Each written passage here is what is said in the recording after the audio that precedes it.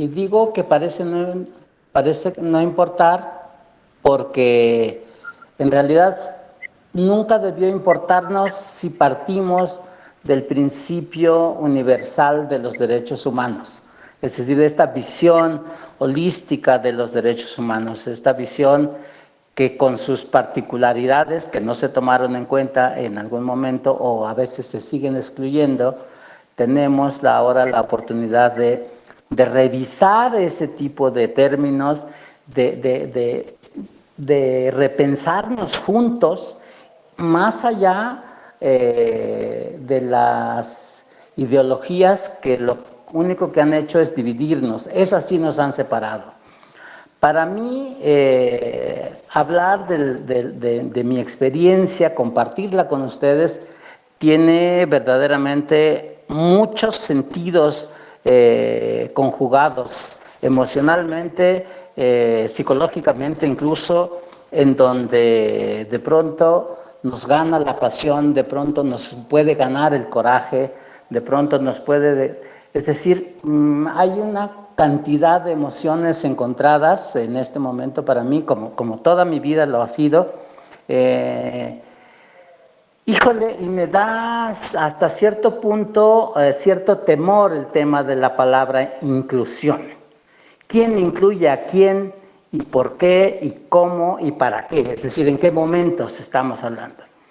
Yo preferiría, por propia experiencia, partir del supuesto de que somos un mundo tan diverso, ojo, tan diverso, tan amplio, y por lo tanto no debiésemos hablar de políticas afirmativas o acciones afirmativas para la inclusión, sino decir, a ver, todos somos diversos y a partir de esa diversidad, nuestras políticas como gobierno, como sociedad, nuestro quehacer cotidiano, ojo, no estoy hablando de institucionalizar las acciones todavía, aunque de pronto será necesario, sobre todo pensando en la educación, en que trata de ser lo más abarcadora posible, ¿no?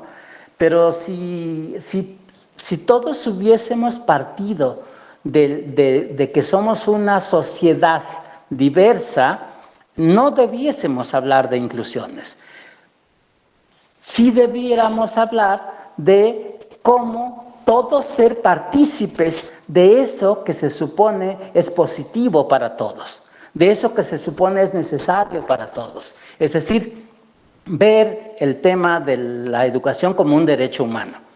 Un derecho humano que tiene que ser, desde esta diversidad societal de la que estoy pretendiendo partir esta conversación con ustedes, en donde todos somos diferentes, hablando de grupos, no estoy hablando de individuos, es decir, de sociedades colectivas estoy diciendo. Y que debiéramos ser, y que somos parte de una sociedad mayor, más amplia, de un país, de una región. Por ejemplo, me viene mucho al momento el tema de México, Centroamérica. Como una macrorregión cultural, sí, pero también como una sociedad en la que justamente compartimos ciertos patrones culturales. Y no solamente estoy hablando del español, por ejemplo, o de toda Latinoamérica, hablando del español, sino partiendo de esta particularidad, por ejemplo, de México, que tenemos 68 idiomas indígenas, reconocidas muy tarde, por cierto, hasta 2003 como idiomas nacionales, ojo. Eso nos habla de otro concepto que nos ha limitado, que nos ha dispersado en estas sociedades heterogéneas, la discriminación, ¿no? Es decir, la discriminación es esa exclusión que han hecho ciertos poderes, digamos, de gobierno o del dinero, que pretendieron estandarizar, que pretendieron homogenizar, y digo pretendieron en pasado porque si no lo lograron antes, no creo que lo logren de aquí en adelante.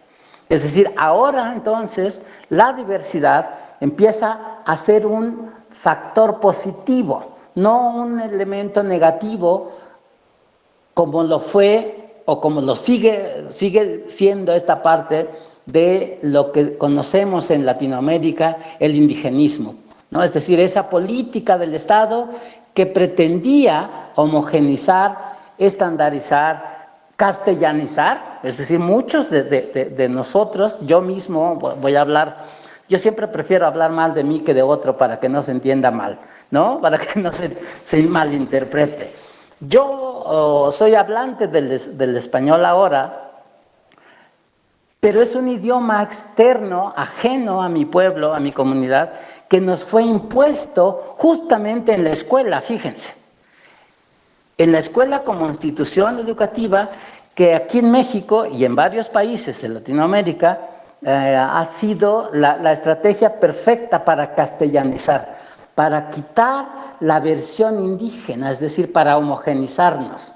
Que todos hablemos el mismo idioma, porque así es más fácil controlar a la gente, porque así es más fácil manipularla. No tienes que hacer 68 spots comerciales para dirigirte a 68 pueblos indígenas. Haces uno solo y a partir de eso todos pretenden que entendamos lo mismo. Sucede lo mismo en Venezuela, con tantos amigos guayús, con tantos amigos de otros pueblos, de Ecuador, de Colombia, de Perú, de Chile, ¿no? De Argentina misma, que hasta hace unos años se consideraba que no había pueblos indígenas, y que resulta que nos hemos ido redescubriendo en diversos, nos hemos ido concientizando diversos. Ana hace un comentario que me parece muy bueno de considerar a Guatemala, de considerar que en Guatemala existen 4 pueblos: el maya, el xinca, el garífuna y el ladino. Yo nunca había escuchado en mi experiencia de que lo ladino, ojo, y lo voy a plantear en ese sentido de la crítica, del ser ladino, fuese una condición identitaria.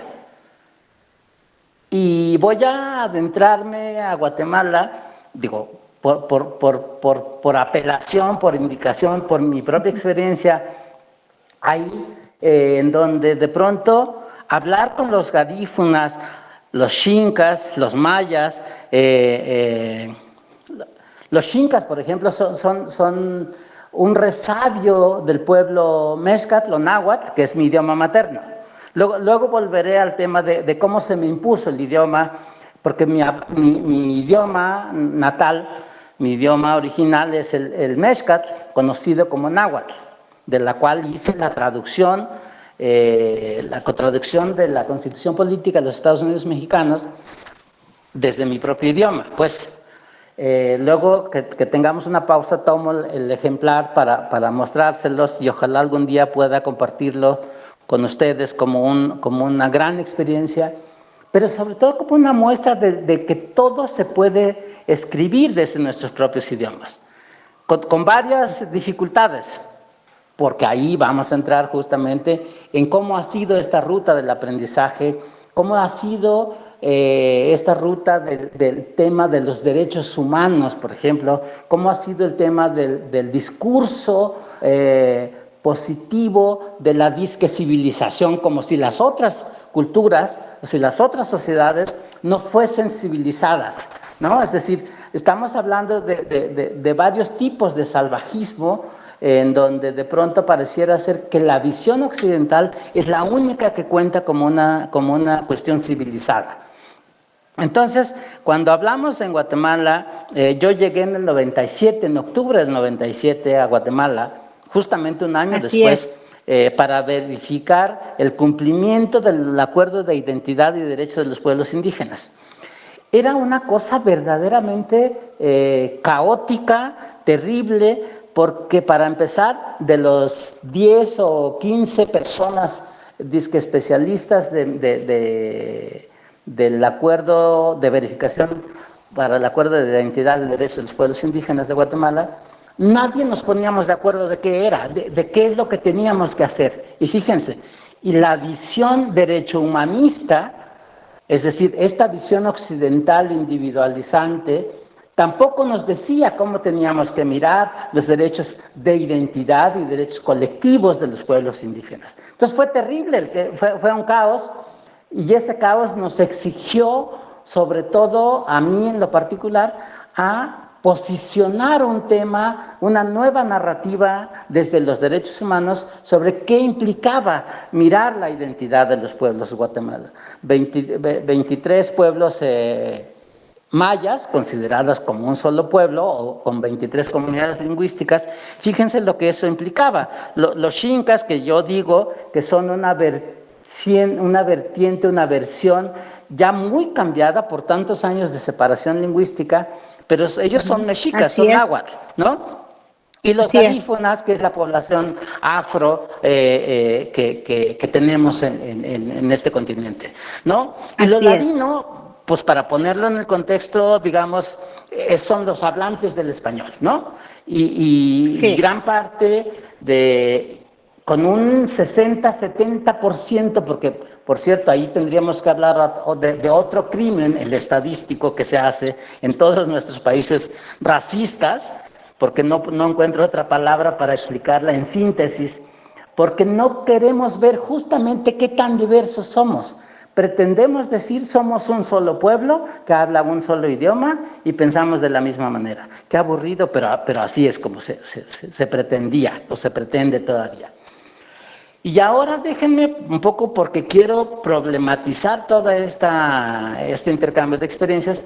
Estamos ante una nueva oportunidad, fíjense, de aprendizajes en Maritza. Ya nos veremos pronto por nuestra cercanía. Yo voy frecuentemente a Jalapa, mi compañera está ahí, Alexa vive ahí. Entonces ya lo hablaremos más abundantemente. Pero estamos iniciando 2022 con la primera década de los derechos lingüísticos de los pueblos de Latinoamérica y del Caribe. O sea, es el Decenio Internacional de las Lenguas Maternas, ¿no? Entonces vamos a tener, es decir, se sigue apostando en el discurso oficialista, ojo, que son importantes las lenguas nacionales. Pero en la práctica no lo estamos viendo así. Nos ha ganado la discriminación, es decir, hemos tenido que ocultarnos, literalmente, fíjense qué terrible, los que hablamos un idioma indígena, lejos de sentirnos orgullosos de ello, hemos tenido que ocultar nuestros rostros, no sé cómo, ya les comentaré, por supuesto, cuando les digo no sé cómo, es justo por problematizar una cuestión que me parece que ha sido muy romantizada, ojo. Muy romantizadas. Ay, qué bonito se escucha cuando hablas, les estoy diciendo cuando alguien me dice, háblanos en tu idioma y nosotros vamos a ser muy felices. O sea, esa cosa tan falsa, tan folclorizada, tan romantizada, es eso, una cosa falsa, una cosa que lejos de ser una actitud positiva, se convierte en lo que yo, experto en cuestiones de discriminación, ahora llamo la sutileza de la discriminación. Eso que hemos pasado ya a normalizar y hasta casi lo aceptamos como una cuestión positiva. Y creo que la educación, para ir centrando temas que por lo visto todos trabajamos o todos queremos pretender o esperamos de la educación, que sea la gran milagrosa para el tema de la inclusión. Y me temo que justamente una gran debilidad que tienen los programas de educación, incluso en este decenio de las lenguas, este decenio internacional de las lenguas maternas, me parece muy romantizado cuando ahora se pretenden crear o se están creando en el FILAC, en el Fondo Indígena de Latinoamérica y el Caribe, la Universidad de las Lenguas Indígenas, o en mi país, la Universidad de las Lenguas Indígenas de México.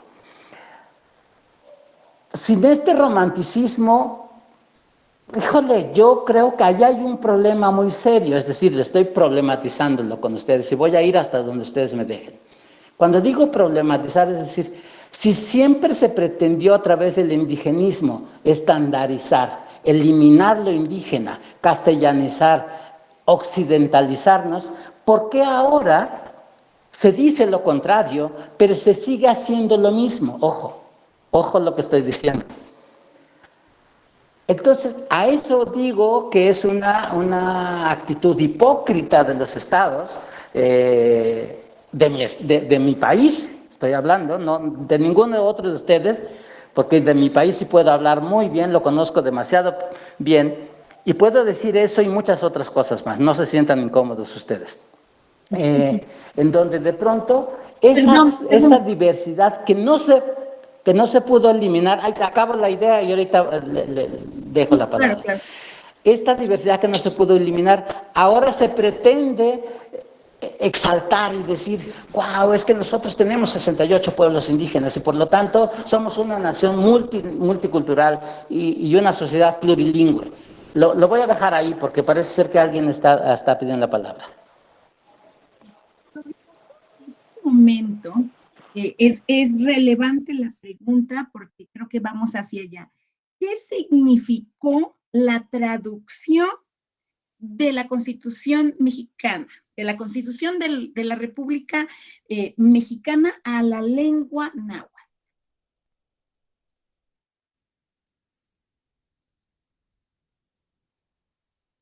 Creo que tiene ¿Qué apagado su significó? micrófono. Primero, no, ya lo acabo de poner, perdón.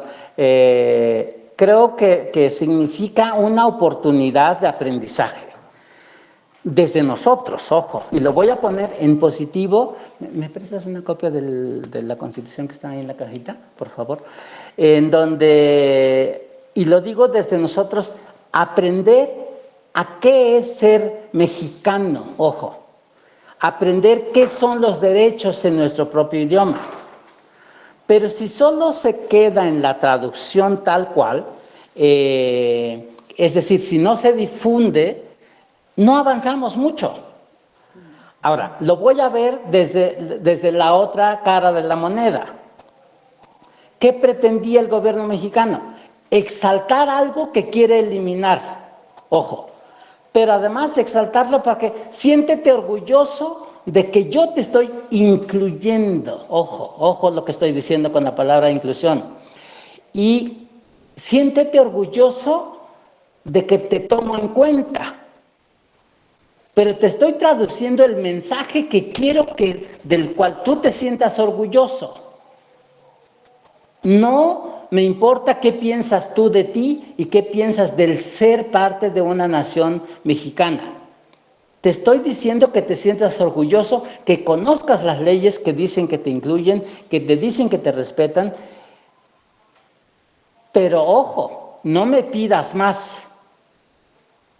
Eso es mi interpretación. Les pongo aquí no sé si lo alcancen a ver, simplemente una copia de unos libros que tradujimos hace 12 años ya, en 2010, porque fíjense, ahí está la euforia de los aniversarios ahora que estamos muy dados a recordar.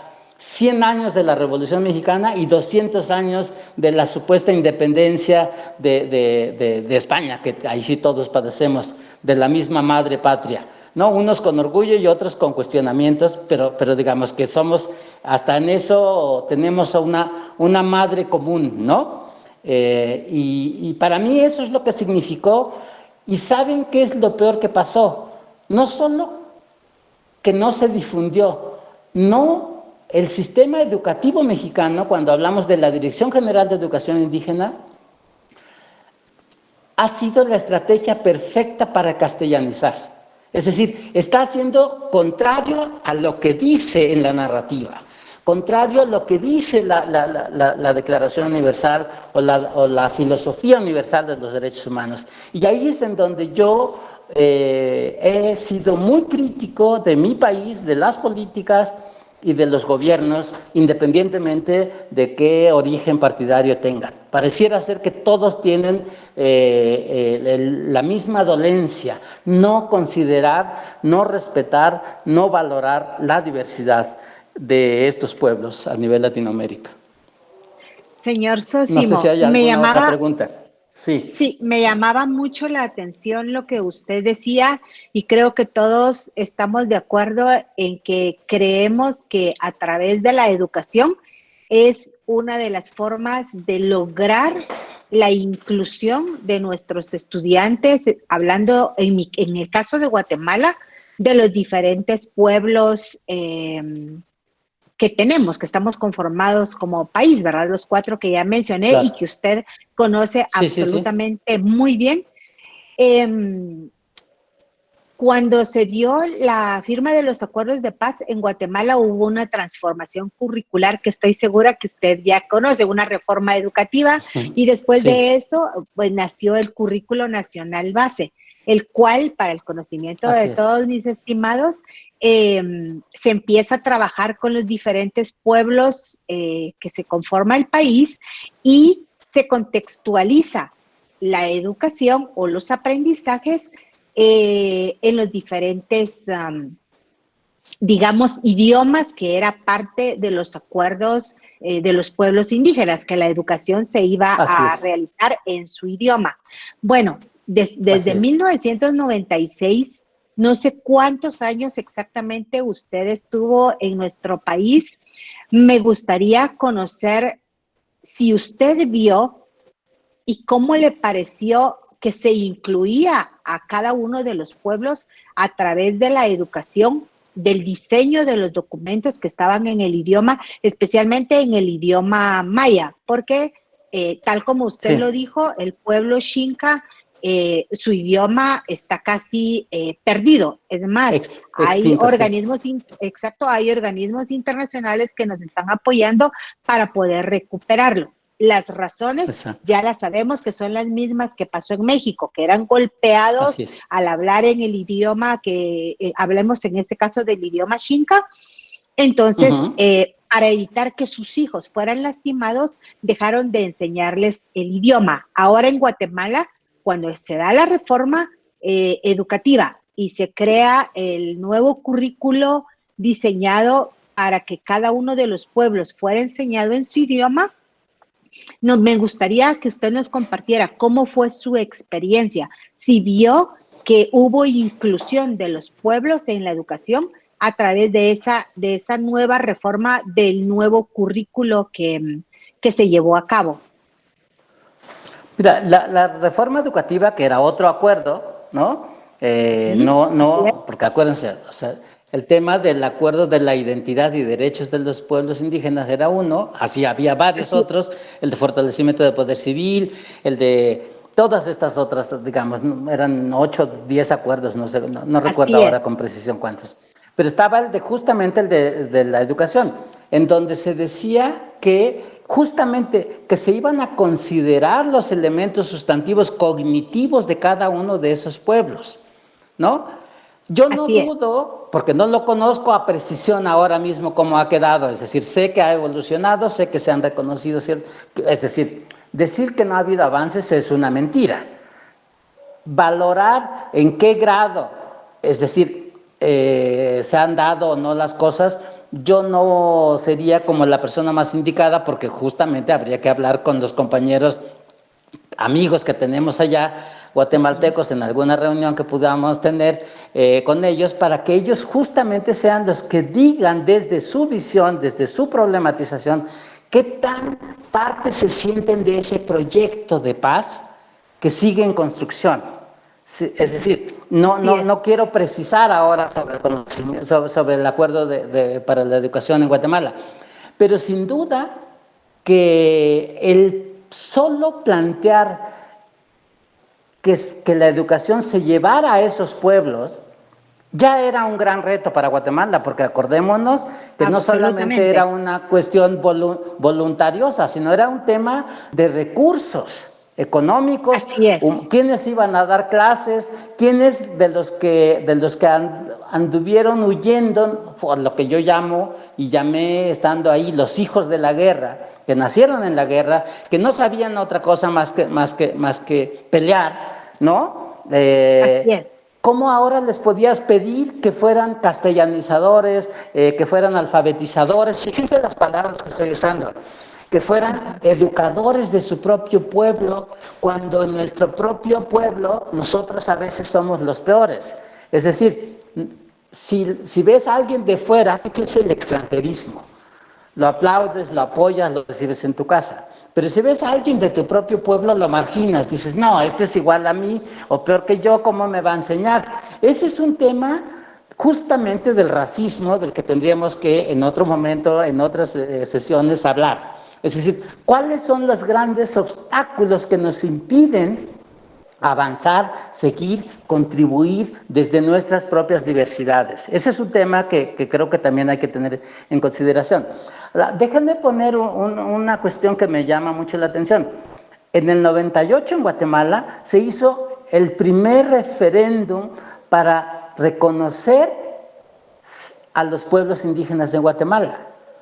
Fíjense, el primer referéndum en el 98 y ganó el no. Exactamente. Es decir, la sociedad del poder, porque no lo puedo llamar de otra manera, porque haría yo muy mal en decir que la sociedad ladina no quiso reconocer a los indios. No, voy a decir, la sociedad en el poder triunfó, ¿no?, con su no, para no reconocer a los pueblos indígenas de Guatemala. Fíjense, estamos hablando del 98, hace 23 años, 24 años. Entonces, eso es solamente un dato de lo terrible que ha sido posicionar en la realidad la diversidad social de la que somos partes. ¿Cómo es posible que en una sociedad multicultural, que siempre lo hemos sido, no se quiera reconocer en una constitución política? Es decir, la constitución es eso. ¿De qué estamos hechos? ¿Qué somos? ¿No? Fíjense, o sea, por eso es la constitución de un país. Pero no pasó la reforma, es decir, este referéndum no pasó. Y ese es un dato terrible para la sociedad humana. No, ya no voy a hablar para la sociedad guatemalteca, no, para la sociedad humana, porque no puede ser posible que una composición de una sociedad se niegue por un grupo en el poder.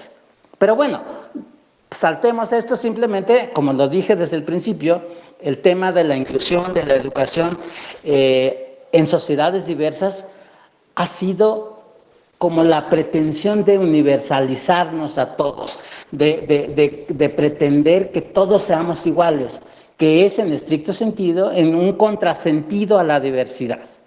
Pero bueno, no sé si haya más preguntas, comentarios. Sí, Maritza quería hacer una anotación y yo voy después de Maritza.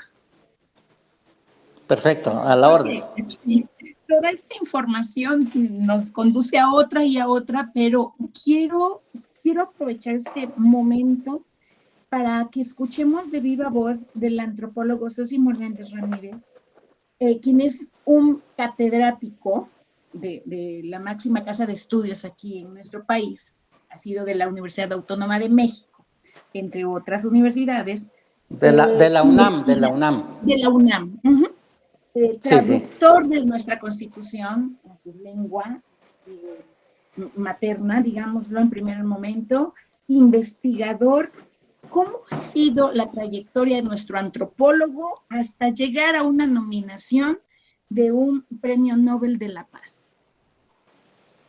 ¡Ay! ¡Qué bonita frase! Comparto con todos ahora justamente esa gran noticia. Justamente hace un mes, el 24 de enero, nos notificaron que hemos sido nominados al Premio Nobel de la Paz en una nominación colectiva o grupal. ¿Cómo ha sido eso? Primero, lo que me significa ahora es una gran alegría, por supuesto, pero yo he sido alegre desde hace muchos años, contrario a todas las adversidades que he pasado, que he vivido. Es decir, para mí no es como un gran motivo de felicidad. Yo he hecho de mi vida adversa un tema de felicidad incluso. Es decir, tengo ahí muchas cosas de las que me hacen sentir feliz, me hacen sentir orgulloso, sin duda, pero esta nominación la valoro, la atesoro, por supuesto, con mucho cariño y la comparto ahora con ustedes, porque para mí significa ya la hicimos. La necedad tiene sus logros, ¿no? Para mí.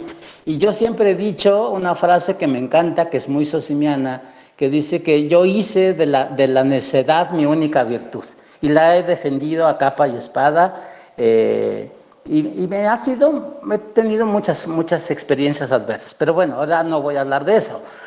Me da mucho gusto y lo tomo en una síntesis, como ese reconocimiento a la rebeldía, al ir siempre en contrasentido con una razón de ser, defender la diversidad y posicionar, buscar un espacio para los que pareciera ser que nacimos sin espacio, darles voz, y eso es muy pretencioso de mi parte, pero ahorita déjenme serlo, darles voz a aquellos que nunca la han tenido o que la han tenido de manera miserable. Quiero ser eso que alguna vez escribí justamente cuando presentamos la Constitución, la traducción en San Luis Potosí, uno de los estados aquí en México que hablan Méxcatl o Náhuatl. Les decía, tan solo soy la voz de mis antepasados. Y creo que esto hace la síntesis de ese orgullo, de esa gran noticia, que independientemente del premio, que no estaría nada mal, por supuesto, porque eso nos seguiría dando muchos más elementos para seguir haciendo lo que por naturaleza, lo que por convicción hacemos. Es decir, yo nunca hice esto que he hecho para lograr algo. Hice de eso mi lucha de vida porque era lo que me dictaba mi conciencia, porque era lo que me exigía mi convicción, porque recuerdo a mis muertos diciéndome, tú eres nuestra voz, tú eres nuestra esperanza, tú sigue el camino porque nosotros no pudimos seguir, nosotros no pudimos llegar a donde tú estás, síguele, tú eres nuestra única esperanza, tú eres nuestra voz. Y acabo con una especie de poema que me resisto a llamarlo así. Cuando justamente en San Luis Potosí presentábamos la traducción, les decía, grité ante la multitud y nadie me hizo caso. Callé ante el silencio y escuché las voces de mis antepasados. O sea, fíjense cómo esto es, creo que una buena síntesis, y perdón que lo diga yo, de ese momento de felicidad, de esos momentos en donde la felicidad conlleva, por supuesto, dolor, lágrimas, pero una gran satisfacción de sentirse satisfecho conmigo mismo y haber contribuido en gran medida en varios países, porque después di conferencias en Panamá, en Costa Rica, en Nicaragua, en Estados Unidos, una sola vez que fui casi forzado a Nueva York, pero he estado en Europa hablando de esta problematización de la diversidad, de esta complejidad negada, de esta pretensión de Occidente de estandarizarnos, de homogenizarnos. Entonces, para mí la nominación ya es un logro. Yo no espero más. Contribuye a mi felicidad, la comparto con ustedes definitivamente, y eso no dejo de lado el dolor, porque para mí ha sido obviamente un caminar muy difícil, muy tedioso, complicado, en donde uno a veces quisiera renunciar, pero no se puede renunciar cuando hay en la sangre el coraje, el enojo, la pretensión de lograr mejores cosas, mejores condiciones de vida, y de insistir desde la necedad en la incidencia en una sociedad que tiene que aprender de la mejor manera a mirar que la diversidad no es un problema, es una oportunidad de aprendizaje para todos. Y el caminar ha sido muy difícil, Maritza, sin duda, el andar complicado, tedioso, con muchas lágrimas, con mucha sangre de por medio, sí, pero aquí estamos y creo que es lo único que vale ahora y es lo único que importa, más allá si llega o no llega el viaje a Oslo para recoger el premio. Esperemos que sí. Muchísimas gracias. Bueno. Gracias a ti por traer la colación. Yo hago una pregunta intermedia. Bueno, no sé si María Isabel quiere preguntar algo con relación a esto, porque yo me voy a regresar tantito al tema educativo, pero Isabel, cuéntanos. Bueno, mi estimado Sósimo, escuchándolo hablar, me refleja que es usted un hombre de muchos sentimientos encontrados y que lógicamente lo que más aflora es un gran luchador. Esa lucha que usted ha mantenido, que lo lleva a sentir felicidad y alegría, que lo sigue impulsando con su gente para seguir haciendo donde aquellos que son muchos no han podido hacer. ¿Qué lo sigue empujando?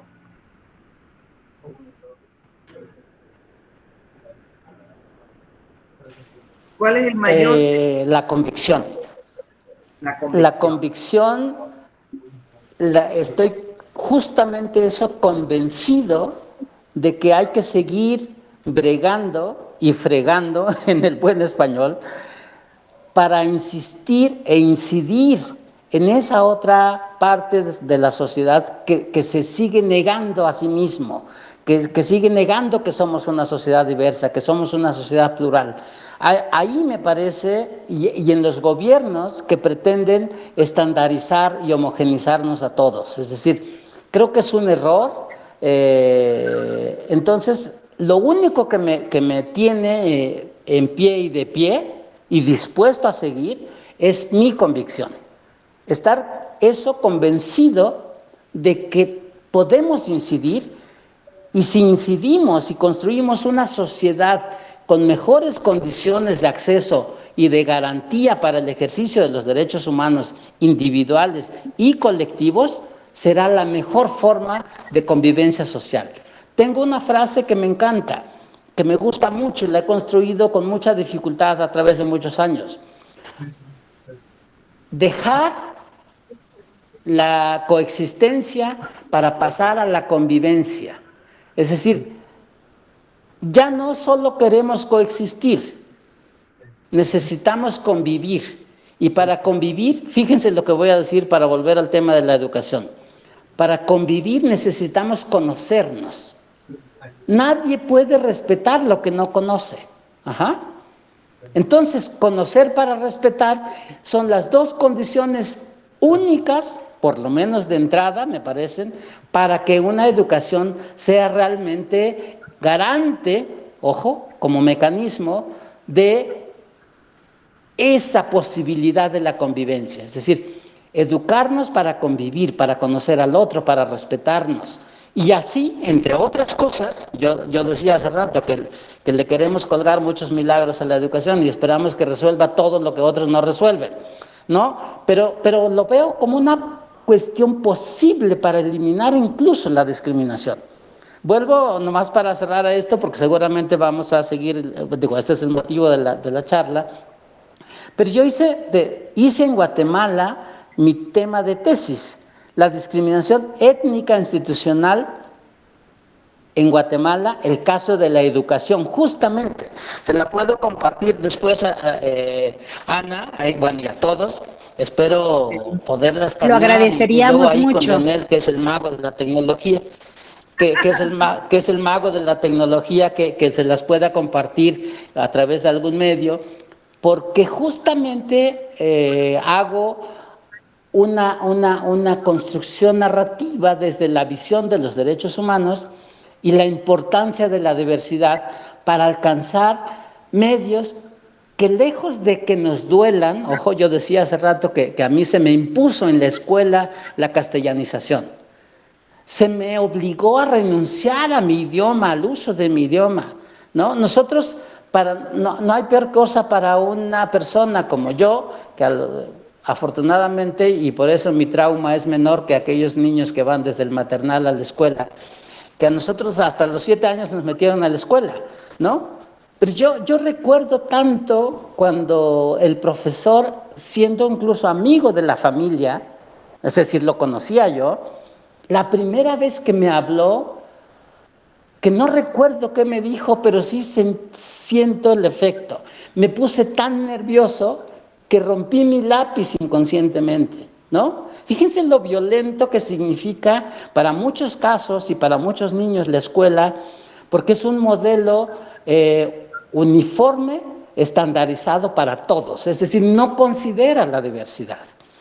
Ahora es que estamos hablando de educación intercultural, de educación bilingüe, de educación desde nuestros propios idiomas. En México tenemos universidades autónomas comunitarias, ¿no? Pero siguen siendo modelos, experiencias importantes, pero incipientes todavía. Todos vamos a la universidad en ese modelo estandarizante en donde todos tenemos que pensar y actuar de la misma manera. Eso es contrario a la diversidad. Por eso digo que de pronto esperamos muchos resultados positivos de la educación, pero si lo seguimos haciendo mal, pues vamos a tener los resultados que ya tenemos. Y me retracto de usar la palabra resultados. Porque mucha gente ve resultados donde hay consecuencias. Y yo insisto que hay que aprender a llamar las consecuencias como eso y resultados como eso. Algo positivo y las consecuencias como algo negativo. Y creo que la escuela ha jugado un papel tan importante en el sentido negativo de la sociedad, en donde no solamente no se toman en cuenta otras oportunidades, otras posibilidades cognitivas, otras formas de aprender.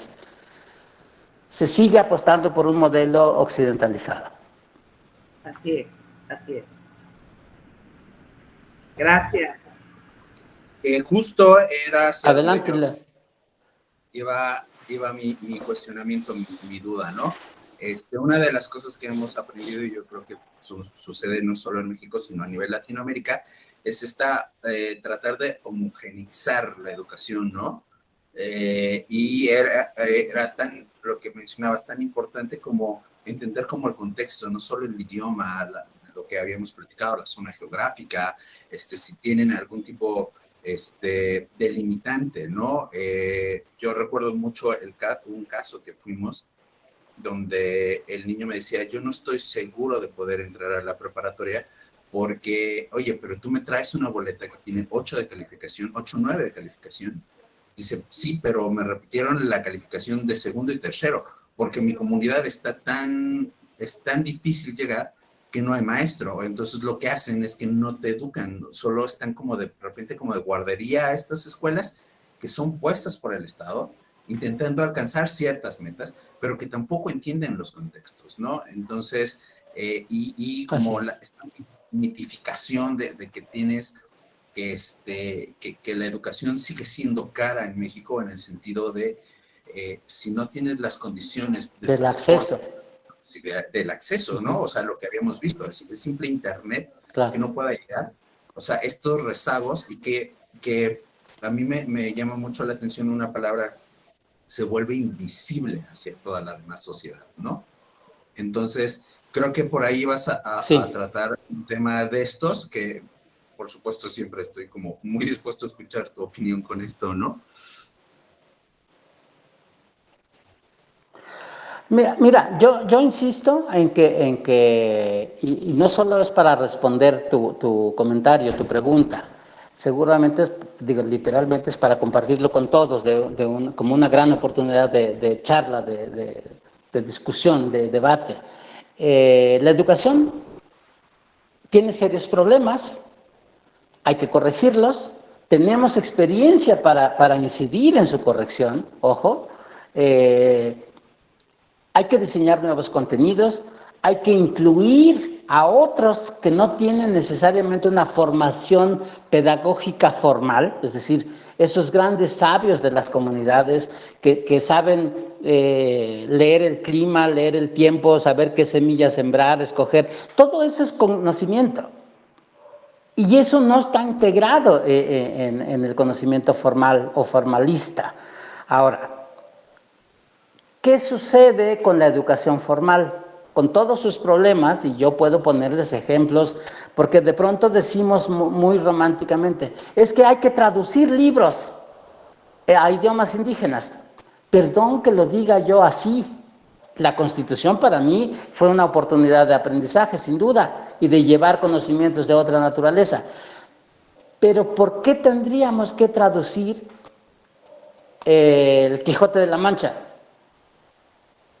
Es decir, ¿en qué nos sirve a las comunidades indígenas si lo que nos están quitando son los elementos cognitivos que garantizan la sobrevivencia en un contexto adverso, diferente, para el cual no estamos hechos?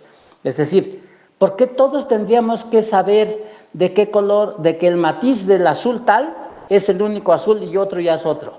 ¿No? ¿Por qué tendríamos que saber cómo funciona el Internet?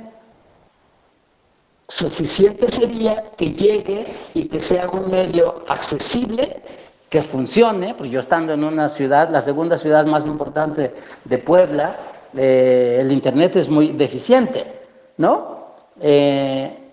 Pero nos enseñan a aprender cosas que a veces no son tan útiles en nuestros contextos.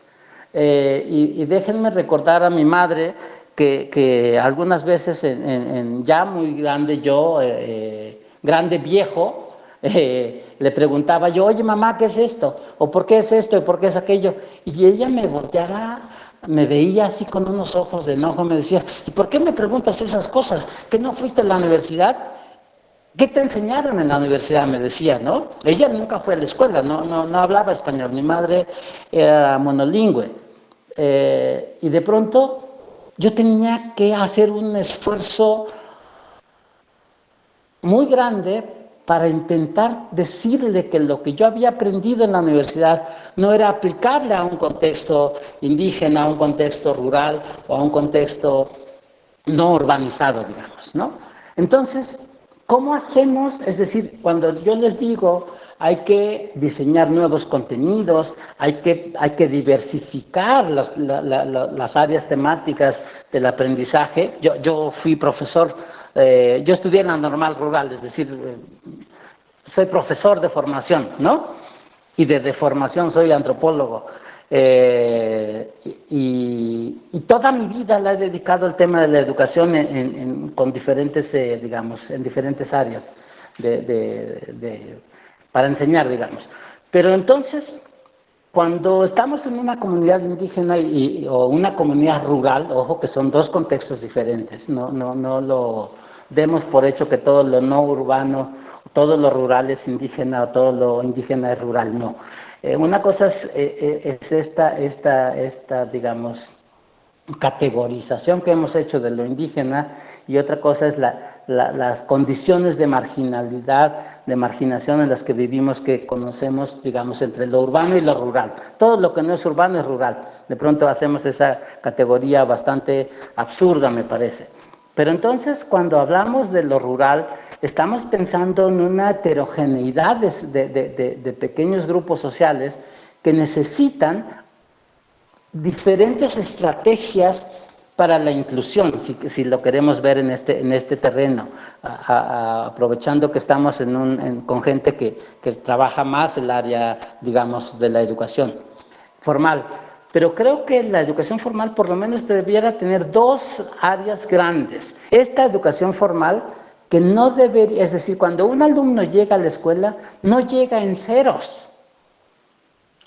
Lleva muchos conocimientos que de pronto son truncados ahí, son cortados por una misma tijera y que les decimos que eso no es importante. ¿Cómo transitar entre este conocimiento que ya lleva el niño, el educando X, y no importa si es mayor de edad incluso, ojo, a una educación con otras vertientes, con otras necesidades? Creo que allá hay un gran reto y una gran oportunidad para construir un sistema de engranaje que nos permita la coexistencia y la convivencia. Es decir, cómo dejar de coexistir, esto que yo decía hace rato en esta frase, y pasar a la convivencia. Si la educación no es solo para tener un diploma que diga licenciado en, y luego ponerlo en la sala y sentir con eso que ya somos alguien, fíjense cómo es el tema, a dotarlo de nuevos elementos cognitivos, de nuevas formas de enseñanza, porque si solo aprende para sí, pues ya ayuda. Pero si aprendiera para enseñar a otros, ayudaría más. Caso mío, que yo ya no necesito salones universitarios para dar clases, para compartir, yo me pongo como servidor público, que fui hasta hace 2 meses del gobierno federal actual, en comunidades a enseñar primero el conocimiento de sus derechos y luego la exigencia de esos derechos, es decir, hacerlos exigibles. Entonces estoy hablando de otra forma de educación, de otra forma de educar, sin aulas, sin evaluaciones absurdas, ahora, y lo digo absurdas por el ejemplo que ponía Leonel, de los 3 8, primero, segundo y tercero en la prepa. Le dieron clases 1 año, luego el profesor dejó de ir y le repitió las calificaciones. Y recuérdense una cosa que hacemos muy bien en México, ahora ya nadie puede reprobar, y no es que fuese correcto reprobar antes, pero justamente ahí me dice un problema que tiene la educación. Queremos que todos aprendan lo mismo de la misma forma, y no todos aprendemos, no todos podemos aprender de la misma forma. Si a mí me enseñan que 2 más 2 son 4 en mi propio idioma, en un niño monolingüe, creo que aprendería más fácil, porque tiene un esfuerzo menos que hacer, entender el castellano, entender el español. Ome, guanome, sí. Nahui, ¿no? 2 y 2 son 4. Pero si se lo digo en su propio idioma, y ahora voy a volver a este ejemplo de dar clases sin aulas, sin evaluaciones, sin formalismos, de pronto llego a una comunidad indígena aquí en Puebla, donde hablan el mismo idioma que yo, pero con otra variante. Y de pronto les empiezo a hablar en su propio idioma, y alguien, Alexa, les puede contar de esta historia que me parece verdaderamente gratificante, ojo, y eso me motiva a seguir, por cierto, en donde de pronto dicen, ¿qué dice? Habla nuestro propio idioma, él es como nosotros, dice la gente, ¿no? Pues yo lo único que puedo sentir es una gran satisfacción, pero una satisfacción que no buscaba, que no pretendía alcanzar. Es decir, se da de una manera natural, se da de una manera espontánea, siendo yo una persona auténtica. Un funcionario del gobierno federal que llega a una comunidad marginada, que les habla en su propio idioma, que les dice cuáles son sus derechos y que además les dice que cuentan conmigo para ejercer y hacer exigibles sus derechos, pues me parece que verdaderamente es una forma, digo, tal vez porque yo lo esté diciendo solamente, pero verdaderamente satisfactoria y como otra forma de enseñar. Entonces me parece que los modelos educativos, independientemente de sus contenidos y sus profesores, tienen que aprender otras formas de enseñanza, tienen que considerar otras formas de pensamiento, porque otra vez, insisto, somos diferentes, no somos iguales ni pensamos iguales y no pretendamos seguir reproduciendo a seres humanos en serie, y lo digo en serio, ¿no? No sé si haya más preguntas, seguramente sí. Su experiencia, bueno, lo que nos acaba de compartir, señor Zósimo, y aparte de lo que usted no quiere llamar un poema, pero que me llegó a lo profundo del corazón y de la razón, lo que usted decía, le grité a las multitudes. Por favor, si lo estoy parafraseando porque me hubiera encantado memorizarlo, pero creo que lo voy a decir de la mejor forma que se quedó en mí. Cuando usted dijo, le grité a las multitudes, pero las multitudes no me escucharon. Me quedé en silencio y entonces escuché las voces de mis ancestros. Me pegó así profundamente y me confrontaba la última experiencia que usted compartía, porque también soy docente universitaria y he notado que dentro de mis estudiantes tengo estudiantes que su idioma materno no es el español. Y nosotros en la universidad enseñamos, obviamente, en idioma español. Entonces, cuando yo doy instrucciones, cuando tienen que realizar alguna tarea, cuando más en medio de esta tecnología, que también no solamente ellos han tenido que adaptarse a aprender el idioma español y aprender en el idioma español, sino que también les ha tocado adaptarse a una tecnología que muchas veces viene en inglés y otras en español, yo me doy cuenta de esa batalla que libran, como la que usted tuvo que librar cuando quebró el lápiz. Y entonces me dio tristeza el saber que no puedo hablar un idioma indígena, que usted sabe que en nuestro país son 22 idiomas los que se manejan, y yo no manejo ninguno de esos idiomas. Entonces, me hubiera encantado poder aprender desde hace mucho tiempo uno de esos idiomas para ahora facilitarle los nuevos aprendizajes a mis estudiantes universitarios. Sin embargo, me hace reflexionar en decir, bueno, no puedo hablar un idioma, pero me puedo extender quizá explicando de otra forma a mi estudiante. Entonces, gracias de verdad, porque la reflexión para mí es muy profunda. Me imagino a muchos de nuestros niños con capacidades diferentes gritando esa ayuda y que han tenido que callar porque no han encontrado quien les escuche. Y por eso es este canal, para que nosotros podamos contribuir con un granito de arena, el mejorar la calidad de vida, no solamente de ellos, sino de sus padres, y proporcionarle a los docentes herramientas que les ayude para mejorar Yo también. estoy teniendo problemas de audio con Ana.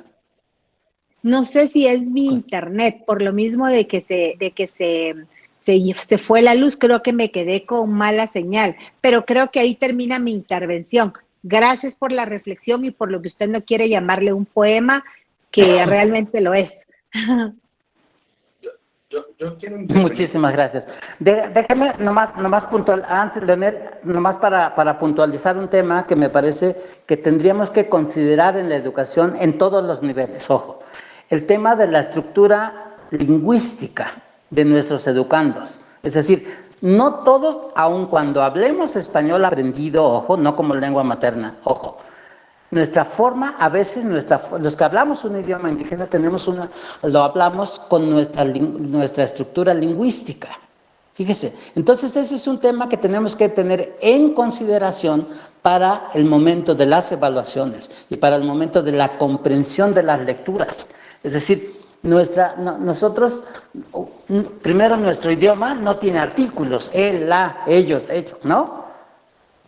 Y para el tema de la inclusión, que es un eje de discusión hoy día de esta charla, nosotros no decimos, nosotros cuando tenemos una palabra que me encanta, pero de una manera profundamente y filosóficamente grande, de gran contenido, de gran alcance, el tojuanti, nosotros, en donde no hay ellos, no hay ustedes, no hay aquellos. Tojuanti es todos somos nosotros, los que estamos aquí, los que somos parte de este mundo, los que somos parte de este planeta. Independientemente, ojo, de que sepamos que todos somos diferentes. Y ahí voy con otra frase muy socimiana que yo siempre he dicho, en la Facultad de Filosofía de la UNAM, decía yo, la naturaleza nunca se equivoca dos veces, solo hay un sósimo. Y es una fortuna, es una bendición que todos seamos únicos, que todos seamos diferentes. No tendríamos por qué ser. Donde hay dos, decía mi vieja madre, donde hay dos, uno sobra. ¡Ah! ¡Qué profundidad y qué complejidad de pensamiento de esa vieja María, mi madre! Y ella me enseñó muchas cosas de la filosofía Mexcat y creo que esas consideraciones de la estructura del pensamiento, de la estructura del lenguaje, de las formas diferentes de aprender, de las diferentes metodologías que debiéramos usar en todos los niveles educativos para aprender, para transmitir el conocimiento. Pero déjenme acabar con otra idea que decía mi padre: el conocimiento es individual y la sabiduría es colectiva. Entonces, a ver, ¿de qué estamos hablando cuando decimos educar? ¿De qué estamos hablando cuando decimos que el promedio educativo de una sociedad, de un país, es tantos años en la escuela? Para pensarnos en promedio aquí en México, decir, pasamos de 6 años de edad escolarizada como promedio de sociedad a tener 10 años de escolaridad. Es decir, dejamos la primaria, pasamos la secundaria y tenemos el primer año de preparatoria o bachillerato. Yo recuerdo cuando fui consultor de UNICEF en México, desde 2004 a 2008, por ahí así, 2009, en donde la insistencia del país, la necesidad del país era pasar de 6 años a 9 años de escolaridad.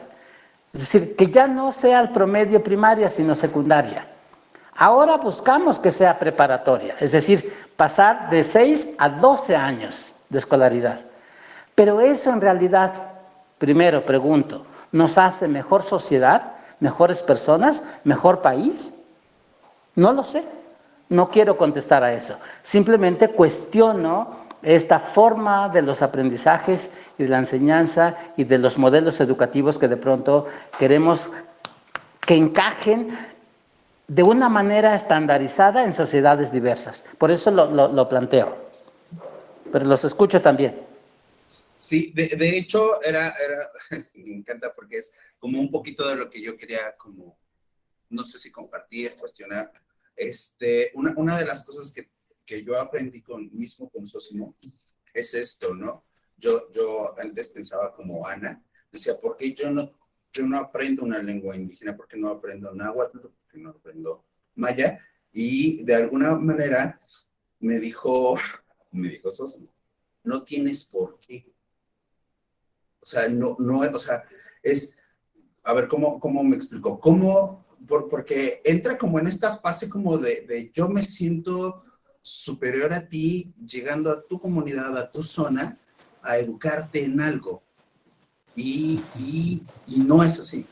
O sea, en el asunto, por ejemplo, de la mexicaneidad, pues no se trata de utilizar guarache y rebozo todos, ¿no? O sea, es mi contexto. Y lo que debo de hacer es entender que cada una de las sociedades a las que nos metemos, nos envolvemos, y si yo voy a acompañar ¿no?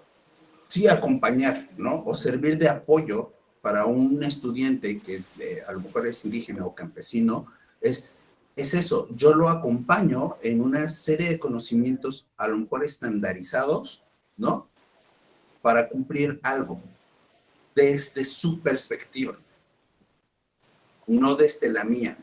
No sé si me estoy explicando.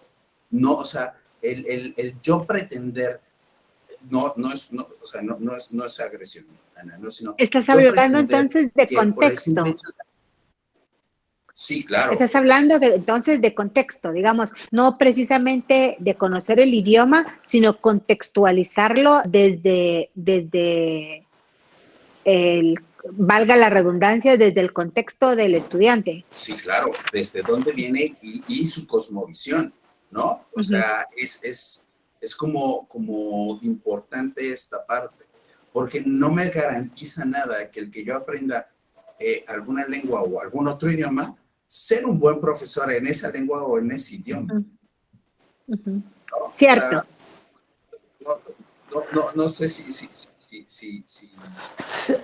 Sí, y entiendo perfectamente porque es una discusión que hemos tenido largas horas con Leonel, pero yo ahí déjame poner un tema que me parece que podría ayudarnos al debate. Es decir, no es un tema de qué idioma usamos, sino qué lenguaje tenemos para dirigirnos a los otros, a esos sujetos que queremos que aprendan ciertas cosas.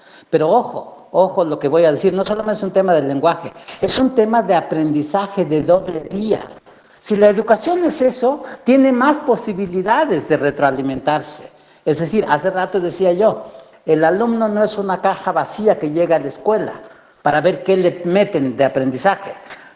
O sea, dejemos la educación bancaria, es decir, el niño es una caja vacía y hay que llenarlo de lo que sea, porque literalmente así fue. Entonces, es un tema del lenguaje, no de idioma, es un tema de contenidos diversos, no estandarizados, es un tema de estrategias también diversas, en donde el que aprende también aporta, es decir, este conocimiento que decía mi padre, el conocimiento es individual, pero hay que hacerlo sabiduría, y la sabiduría es colectiva. Okay. Y luego, entonces, estamos hablando ahí de estrategias y de contenidos diferentes, de formas diferentes de aprender, contenidos diferentes o planteados de diferente forma a través de un lenguaje común, independientemente de qué idiomas hablen los demás. Es decir, imagínense si ahora le ponemos que al profesor universitario, catedrático, lo queremos obligar a que aprenda un idioma indígena. Pero si México tiene 62, 68 idiomas, ¿qué idioma tiene que aprender el catedrático de la UNAM? Y si está sindicalizado y dice, ay, ¿yo por qué chingado tengo que aprender eso? ¿No? Porque ahora me obligan, aparte de hacer esto, ahora que tenga yo que aprender un idioma. ¿Por qué no el indígena, que es al que le hemos pasado siempre la factura, y somos un país atrasado porque él no entiende, somos un país atrasado porque él habla otro idioma, su forma de pensar es otro, se opone al desarrollo, que eso es una de las cosas más absurdas que he escuchado en mi vida, mi vida misma entera, 58 años, escuchando tonterías de esa naturaleza, y de pronto creo que donde está la falla no es en el receptor, sino justamente en el modelo. No solamente en los contenidos, en el modelo y en las formas de enseñar. Creo que ahí entonces tenemos un problema muy serio, y entonces creo que, siendo realista, no hay que esperar mucho. Es decir, no es la panacea, no es la solución a todos nuestros problemas, no sobre todo a un país o a países tan diversos, con sociedades, con estructuras lingüísticas diferentes, con formas de pensamiento diferentes. Creo que ahí tenemos muchas cosas que aprender, pero también, ojo, muchas de nosotros y nuestra propia experiencia dice que estamos dispuestos a construir en colectivo. Ya no queremos que nos den solo ustedes lo que consideren, ustedes, digamos, el mundo ladino, el mundo occidental, que nos diga qué es lo que quieren para nosotros, qué es lo que nos conviene, qué es lo que han diseñado los modelos cognitivos hasta ahora de la escuela, ¿no? Tenemos que aprender a construir a la paz en estas sociedades diversas que tienen que construir sus propios sistemas de engranaje que les permitan pasar de la coexistencia a la convivencia. Y no hay mejor fórmula para la convivencia que conocer y respetar al otro. Y aceptarlo tal cual es, diferente. Acuérdense de mis frases socinianas. No hay dos errores de la naturaleza, hay un solo sósimo. Entonces no esperen encontrarse a dos, porque eso sí sería un problema mayor. Todos somos diferentes, todos somos personas con diferentes, y no voy a hablar de diferentes capacidades porque ahora se entiende el tema de la diferencia como otras cosas, o de la diversidad como otras cosas también. Es decir, hemos sido irresponsables, ojo, déjenme decirlo así, en el uso del lenguaje. Cuando hablamos de inclusión, está hablando alguien que está desde una estructura de poder. Cuando hablamos de tolerancia, solo puede tolerar el que tiene una posición de poder X, dada per se para sí mismo, se la dio. Pero fíjense entonces, tenemos serios problemas, es decir, Partimos de la estandarización de los modelos educativos en sociedades diversas. Y ahí creo que tenemos serios problemas para hablar de modelos educativos. Y ahí es donde creo que nosotros mismos, los que hemos pasado por procesos de aprendizaje bastante complejos, complicados, difíciles, mucha gente sucumbió en la escuela. Es decir, ustedes hablan de la compañera de Venezuela, de Guatemala también, profesores en las universidades. ¿Cuántos de sus alumnos desertan? ¿Se han preguntado por qué desertan? ¿No? Tal vez es un problema del lenguaje. Sí. Porque ahora de pronto ya tenemos incluso el modelo educativo que Leonel promueve de educación desde tu casa, y perdón Leonel que lo diga yo así, a través del internet. Primero partimos del hecho que todos tienen acceso al internet, cosa que no es cierta, y Leonel ahora ya lo sabe, ¿no? Y otro, ¿educación para qué? Para tener un papelito que me diga que yo ya estoy ladinizado, en el sentido mexicanizado, para decir que yo ya no soy indio, que esa es la otra acepción que se utiliza. A mí me han dicho muchas veces, incluso en España, oye, pero tú ya no eres indígena. Digo, a ver, ¿qué quieres decir con eso? ¿Que ya no estoy jodido? Porque, ojo, si estamos usando lo indígena como sinónimo de jodido, de gente incapaz, de gente miserable, porque es como se entiende de pronto. Entonces tenemos serios problemas estructurales de pensamiento. Ojo, no solamente es un tema del lenguaje, es decir, no me equivoqué. No, señor, usted es un racista y asúmalo. Usted es parte de un modelo enajenante y asúmalo. Usted es parte de un modelo que pretende, que atenta contra la diversidad consciente e inconscientemente, asúmalo. Es decir, tenemos que aprender todos, ojo, todos, ustedes, nosotros, los indígenas, los no indígenas, los afros. No, ahora recientemente me acaban de proponer, Leonel, para fines de este rockstarismo que tú hablas, dar una cátedra, no solamente de la de racismo, que fue la que nos llevó a la nominación del Premio Nobel, sino una cátedra también con la UNESCO desde una cátedra afroindígena, es decir, hablar de esta otra vertiente que tampoco conocemos mucho. Y es muy romantizada, y les puedo sugerir un libro ahí de México del siglo pasado, en los 70s, se habló de la tercera raíz, ¿no? Del mexicano, del español, el indio y el afro. Perdóname, pero yo no soy planta, no tengo raíces de esa naturaleza, ¿no? Yo soy una persona completa, plena, y no necesito de ninguna otra raíces, más que de las mías. Pero es un tema más que de raíces, es un tema de identidad, que es una cátedra que a mí me encanta muchísimo, es uno de mis temas favoritos como tema de conferencias, de pláticas, de charlas con amigos, con mezcal y sin mezcal, o para ustedes que piensan que el tequila es la onda en México. No, hay otras bebidas como el mezcal y que nos hacen hablar muy bonito también desde nuestro pensar, desde nuestro sentir, ¿no?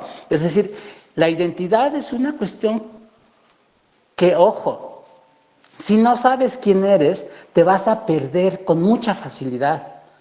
Y la escuela es el mejor espacio para perderse. Yo les digo muchas veces en esta posición crítica que asumo, que debato y que a mucha gente le caigo mal, yo le decía a mi compañero, yo soy de las invitaciones exclusivas, me invitan una sola vez y nunca más me vuelven a invitar a conferencias y pláticas, porque soy tan crudo, tan cruel para decir las cosas como son, porque así son literalmente, pero prefiero decirlas ahora mismo desde mi sinceridad más profunda, a decir algo para encantar a alguien.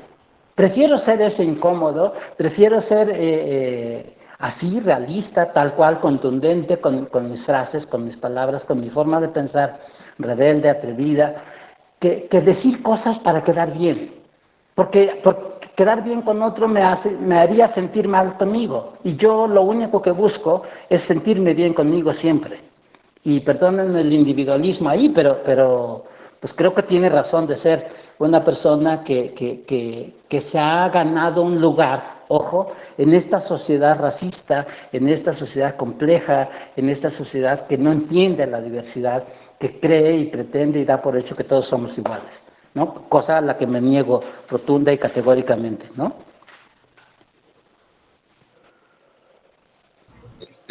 Está bueno.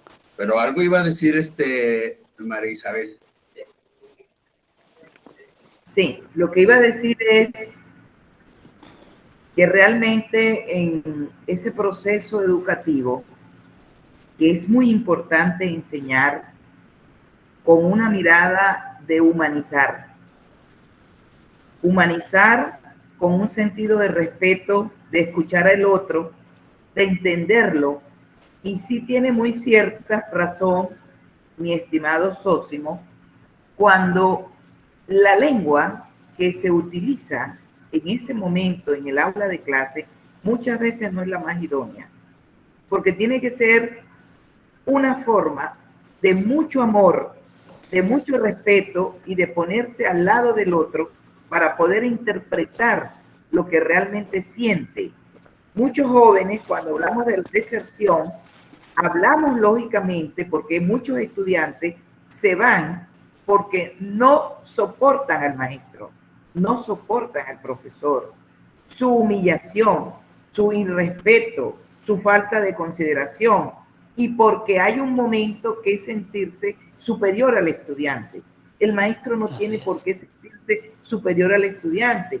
El maestro debe llegar al zapato del estudiante para poder comprender. Cuando un joven llega retardado a clase, no lo podemos discriminar en ese momento, porque muchas veces ese muchacho llega a clase porque le fue a comprar el desayuno a su abuela enferma.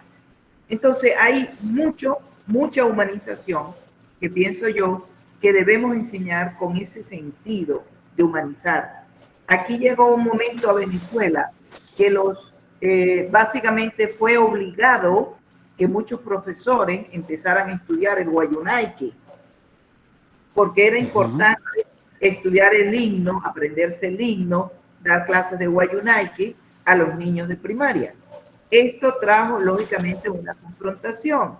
Esta confrontación porque muchos se negaron a hacerlo y otros lo hicimos. Y lógicamente fue una aventura, pero no con eso, como dice Leonel, vamos a llegar al estudiante para que nos acepte y lo vamos a conocer más o lo vamos a enseñar mejor, o como usted también lo plantea. Entonces yo lo veo desde una mirada reflexiva, humanística, donde tenemos que ir más allá de esas letras, de ese contenido, de ese currículo, que tenemos que llegar al amor, al afecto, al respeto. Así lo veo yo. Y por eso en un momento determinado es una frase en Guayunaiki que se dice, mi estimado antropólogo Sósimo Hernández, Arista Purapía Aracatán Ponal. Lo veo desde esa manera a usted, con mucho cariño y con mucho respeto. O sea, lo veo un hombre que no solamente ha estudiado, sino que para ser grande en conocimiento, porque ese conocimiento indiscutiblemente es individual, sino que lo veo que ha estudiado porque quiere, lógicamente, seguir con la lucha y ayudar a su gente, a sus pares, a ser y a convivir, porque cuando se convive es cuando realmente se ama. Es lo que quería decirle. Se aprende. Gracias. Se aprende. Convivir Sí, para aprender. Sí, señor. Está bonito eso. Pero oigan, ya llevamos 1:30 acá, ¿no? Y yo no sé si Sosimo tiene ganas de dormir o de cualquier otra cosa. Yo creo que vamos cerrando. Yo soy de los que comprometerían a Sosimo en una segunda ronda, ¿no? A ver, yo por mí, digo, yo vivo de hablar. yo vivo de hablar Yo creo- y cuando entre más hablo, pienso, siento que más florezco, y perdón que lo diga yo así en ese lenguaje literato, pero déjenme, si ustedes ya se quieren ir, por lo menos digo, no sé Venezuela cuántas horas de diferencia tenemos, pero tema, creo que eso es importante. hay un tema que Pero déjenme decir, a ver, hacer. perdón, escucho, Hay unos temas escucho, escucho. hay un tema que es muy importante que se llama la diversidad social. Es un tema al cual nosotros tendríamos que profundizar como educadores, como profesores, como maestros, como profesores sobre todo del área universitaria, del sector universitario, donde muchos jóvenes han perdido la dirección porque no conocen la historia de sus pueblos. Conocen es la historia de la música, de los cantantes, de la ropa, pero han perdido de conocer la historia de sus pueblos. Y por eso ahí tendríamos que profundizar la diversidad social. Muchos muchachos conocen más de cantantes a nivel internacional que los cantantes que nacieron, que tocaron la flauta, que tocaron un tambor, o cuál es la música raíz, o cuál es el vestido auténtico, folclórico de nuestra tierra, de nuestra zona. Lo que se ponen es un pantalón roto porque el jean es la moda. Entonces es la parte, la diversidad social. Si somos únicos, somos diferentes, pero esa diversidad social nos lleva a tener una identidad. Y esa identidad, por eso es que la tenemos que profundizar como temas para docentes, para educadores, para padres de familia. Es básico. Los padres de familia tienen que ir aprendiendo más a cómo va la evolución tecnológica, porque la tecnología no es solamente la comunicación 4.0, 5.0, no. La tecnología a veces no va desde la mano de los valores y la ética. Entonces, ahí hay que empezar a orientar a padres, a muchos padres, y lógicamente a los educadores. Así que yo creo que con el antropólogo Sósimo Hernández tendríamos que tener...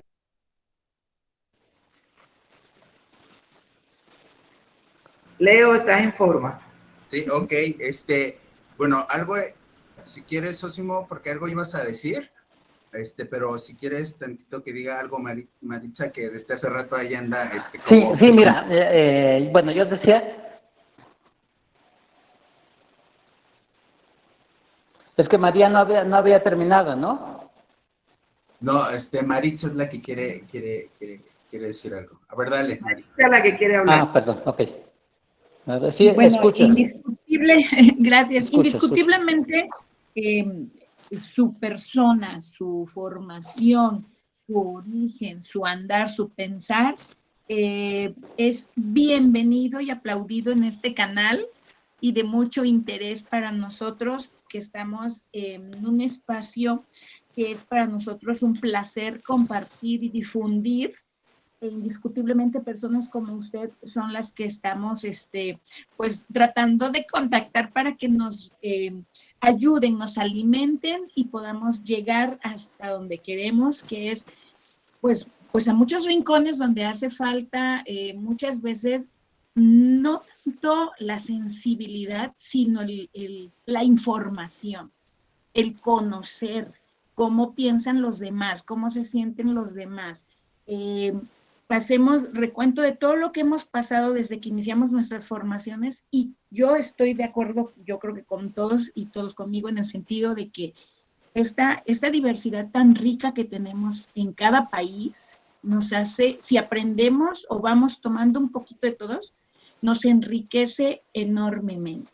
El día de hoy, esta noche, y en palabras de Anita Méndez, que tenía una situación laboral, se tuvo que retirar, es agradecer su presencia, su apoyo, el tiempo que nos toma, que usted nos dedica a nosotros para tomar nuestra videoconferencia. Agradecerle a las personas que están con usted. Alexa, muchas gracias. Ariel, muchas gracias, porque a un ladito de toda esta historia están ellos, y así tenemos personas que nos van enriqueciendo.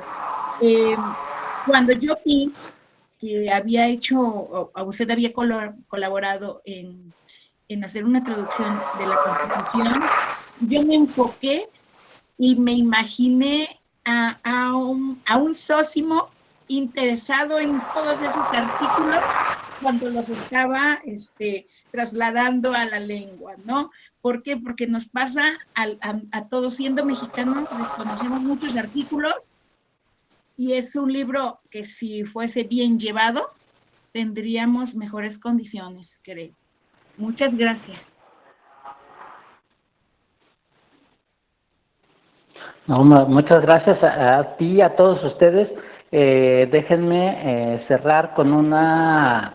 Bueno, yo creo que todo ha sido reflexivo. Ariel, hermano, te mando un abrazote. Gracias por seguir este loco junto con Alexa, que yo los invité, y me encanta compartir con ustedes lo siguiente. Yo he hablado a lo largo de esta plática, de esta charla, que espero que otra vez, que ahora sí no sea el de la única, ¿no? Es decir, que sigamos platicando en otras ocasiones para temas tan diversos. Pero quiero hablar de dos cuestiones antes de cerrar, Leonel, rapidísimo. Yo no hablaría de la diversidad social, yo hablaría de la diversidad en su contexto amplio, complejo. Es decir, la diversidad cultural, la diversidad lingüística, la diversidad social, la diversidad económica, la diversidad política. Ojo, la diversidad en sí, en su complejo, en esta palabra llena de complejidades y completa, ¿no? Es decir, lo dejaría por ahí. Pero bueno, y sin duda que como un tema que me parecería sumamente importante, es el tema de la identidad. ¿Quién soy? Ojo, ¿quién soy ante la diversidad social? ¿Quién soy ante la complejidad societal? ¿Cuál es mi lugar? ¿Cuál es mi función? ¿Cuál es mi misión? Y la identidad tiene una pregunta sumamente importante que cada día la siento más útil y más necesaria. Responder a la pregunta de quién soy. Porque eso quiere decir que yo no me creo lo que dicen que soy. Fíjense lo que estoy diciendo. Dicen que soy indígena. Yo puedo quitarme el mote de indígena y asumir que soy mexcat, que soy mexica, no náhuatl, ¿no? Puedo aceptar o cuestionar la palabra indio o indígena, porque eso es como me llaman los otros que ni siquiera me conocen, fíjense, pero se atreven a llamarme, a ponerme una etiquetas que nadie debería aceptar. Es decir, ¿cómo me llamo yo a mí mismo? ¿Quién soy? Y esa es la necesidad a responder en esa pregunta con la identidad. Entonces lo dejo a su consideración para que duerman y sueñen bonito, ¿no? Y eso, pero quiero cerrar con una reflexión en esta construcción del conocimiento y esta necesidad de comunicación que he tenido siempre. Y antes de decirlo, ustedes piensen en el problema que alguien tiene, es decir, Sósimo Hernández, para comunicarse con Occidente, cuando no hablaba el idioma español. En esa necesidad, en ese ser monolingüe, hablante del Mexcat, y que necesita comunicarse con otra gente. Porque antes esa otra gente nunca lo consideró, nunca lo tomó en cuenta, ni siquiera lo volteaba a ver. Entonces, ganarse un lugar en Occidente, en Europa, por ejemplo, ¿no? Que he hecho muchos viajes a Europa, no solo a España, y yo digo que yo conocí a España por primera vez en el 91, cuando todavía no era Europa, ¿no? Entonces, era como una zona provincial ahí de la ahora Europa. Pero estamos conociendo a la Europa decadente, Y nos siguen obligando, incluso los propios sistemas educativos, los modelos educativos, a mirar a Occidente cuando Occidente está en decadencia. Entonces, ¿por qué no miramos a otras latitudes, a otros horizontes? ¿Dónde está Oriente en nuestro pensamiento, en nuestra formación, en nuestra necesidad de ser alguien en este contexto complejo de las sociedades? Por eso estoy hablando de la identidad y de la diversidad como tal. Pero quiero cerrar en esta dificultad que para mí significó aprender el español a fuerza. Y lo digo dificultad porque literalmente para mí ha sido un idioma difícil. Y yo no escribo ni en defensa propia. Yo a duras penas... ahora que la tecnología está de moda, me aprendí mi PIN y ni siquiera firmo, ¿no? Pero en esta complicación de comunicarse con otra sociedad que no es la tuya, porque en mi tierra yo me olvido del español por completo. Las pocas veces que ahora que voy, me puedo olvidar del español, es decir, no pensar en Occidente, no ser occidental, y solamente hablar en mi propio idioma. Busco mucho, frecuentemente a un amigo que no habla español, porque de verdad ustedes no saben la riqueza y la gran satisfacción que me da poder hablar con él sin decir una sola palabra en español. Pero en este mundo bicultural en el que yo me he movido, he tenido que aprender, para bien mío y para bien de ahora ustedes, de escucharme, lo siguiente. Y en una construcción, en los últimos meses de vida de mi madre, hablaba yo con ella de la unicidad del individuo. Y platicamos muchas horas, ella que era dada a platicar poco, porque sus palabras siempre son muy, muy profundas, muy significativas para mí. Un día me dijo, en otras palabras, en Méxcal, dice, todos somos una estrella en el universo. Y yo la volteé a ver, dije, ¿y esta vieja loca qué le pasa, no? En mi grado de occidentalización, fíjense, en mi pensamiento occidental. Y entonces ella me decía, sí, Sosimo, todos somos una estrella en el universo. Todos somos diferentes, me dijo. No hay dos Sósimos. Yo de ahí saqué esta idea de la naturaleza nunca se equivoca dos veces. Dice, el problema es que cada una de esas estrellas que somos, muchos no lo saben, muchos de los pocos que lo saben no aceptan ser esa estrella, quieren ser otra estrella, más luminosa, más grande, más X, más cercana a la luna, más cercana al sol. O sea, me decía muchas cosas, pero yo estoy intentando poner compartir este conocimiento y este pensamiento de mi madre ahí con ustedes. El problema es que no lo aceptamos. No aceptamos quiénes somos. Paréntesis, crisis de identidad, ¿no? Y como no aceptamos quiénes somos, nos peleamos con el otro porque queremos ser como él, porque creemos que está mejor que nosotros. Copiamos.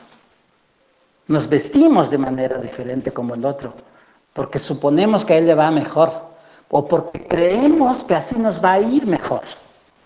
Si nos vestimos a la moda, lo decía ahorita la compañera María Isabel.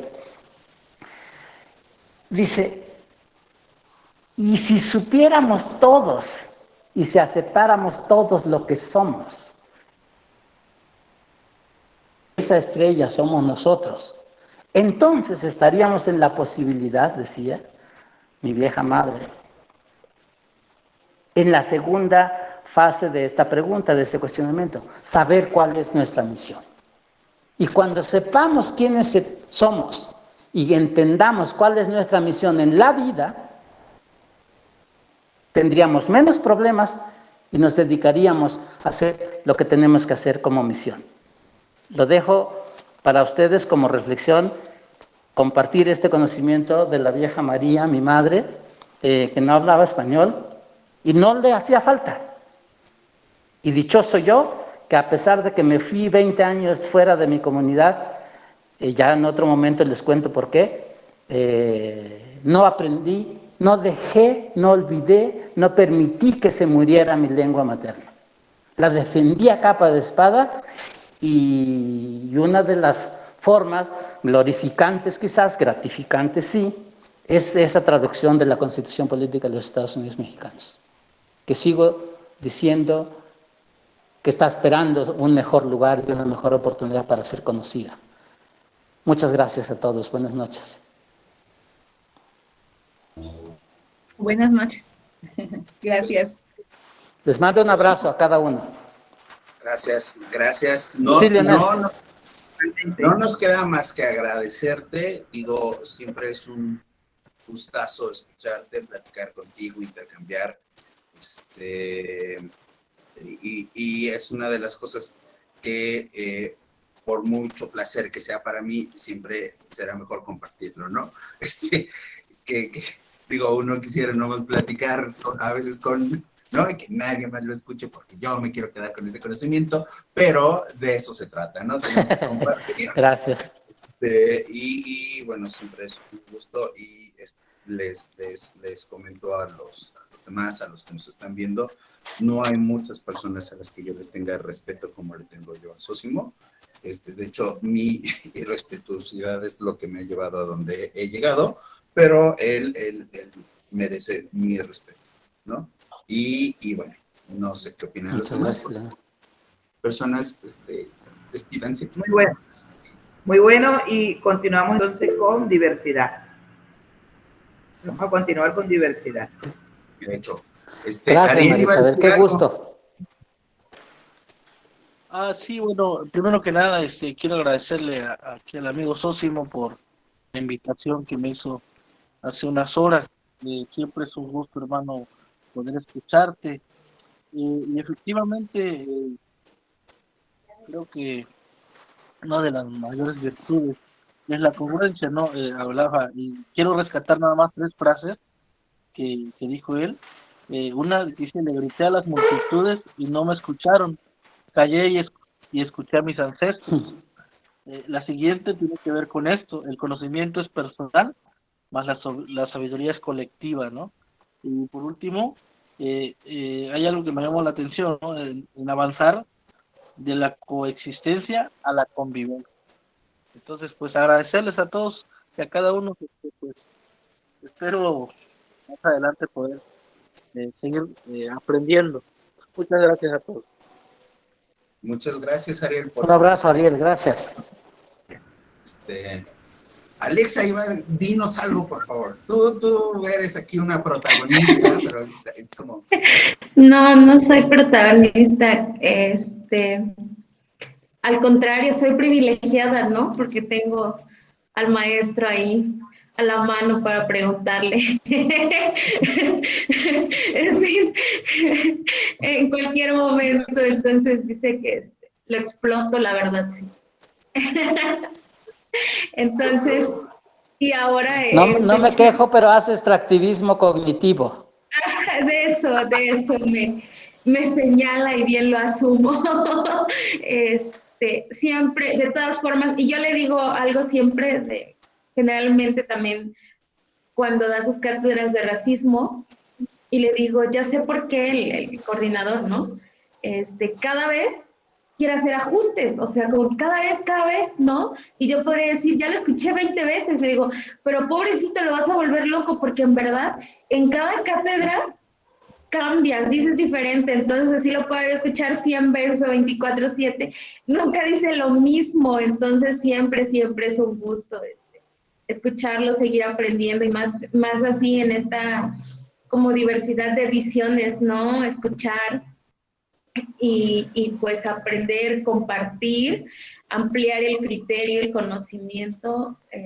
Muchas gracias por estos espacios, que sí que se repitan.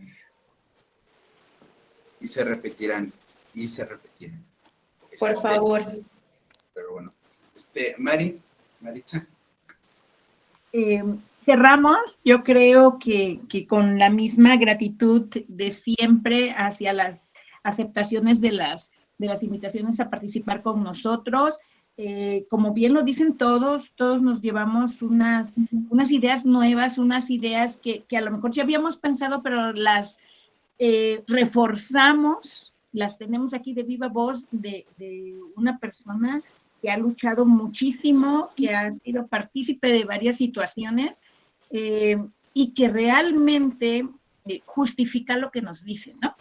Te digo esto porque es así, porque lo he vivido, porque lo puedo palpar, porque está escrito y porque el contexto lo merece.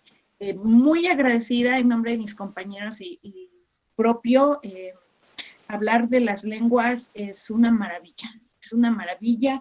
Yo me quedo con esta forma estructural lingüística maravillosa y tenemos mucho que aprender, mucho que andar y también mucho que hacer.